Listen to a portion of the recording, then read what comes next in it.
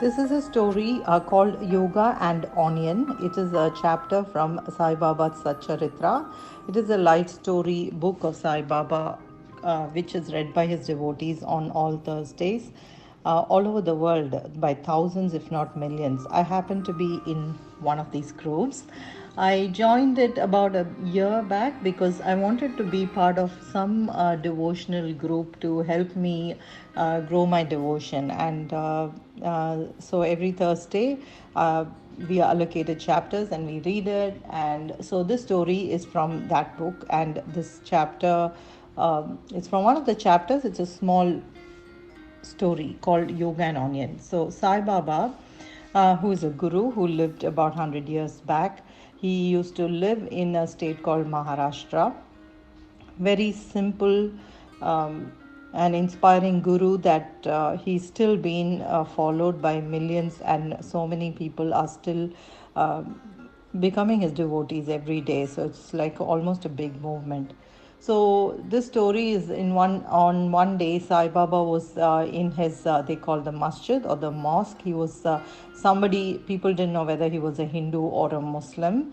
He was a true spiritual guru. So he was sitting in his masjid or mosque, and uh, one of his devotees went with along with another person who came in search of some answers, because he's been a yogi, he's been following the path of yoga, and he has read extensively so many books and works on yoga, including Patanjali's Yoga Sutra.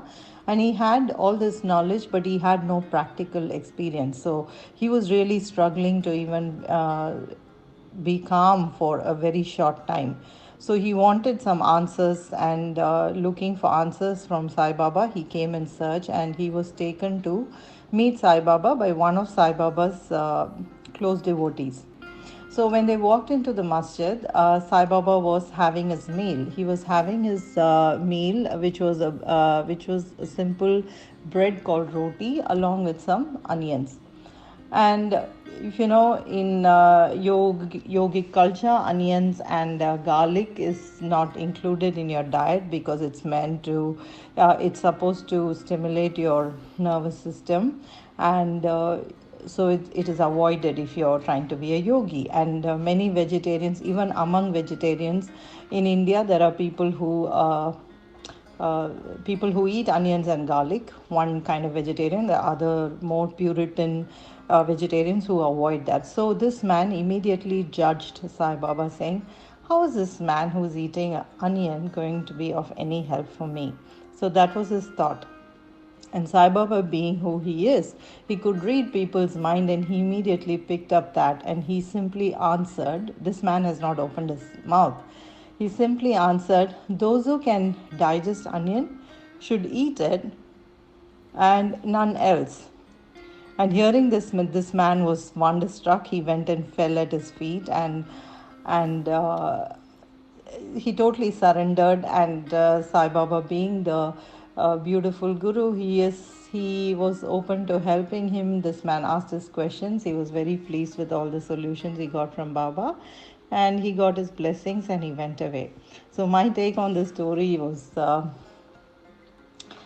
so many of us get stuck in the do's and don'ts of yoga, do's and don'ts of just what the society is telling us. We're so conditioned, and we forget to think or listen to our intuition, or listen to a uh, higher self that's constantly guiding us from within. We don't listen to that, but we just listen to these stick to strict rules, and then lose the plot. Rules are good, they give us structure, but it's important not to take them too seriously, and just keep always your eye on the prize, and the little things don't matter. You don't have to get lost in the little things, and that applies to any goal, not just becoming a better yogi, but in performing better at your work, being a good parent, whatever else your goal is.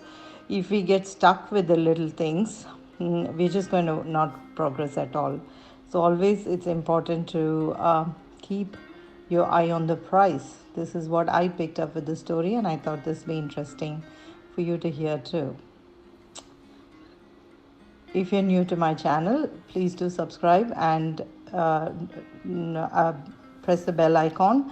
And if you're seeing this video on Facebook, do like and share, and share it with anyone else, or tag it with anyone else who would be interested in this content or who would be inspired by this content.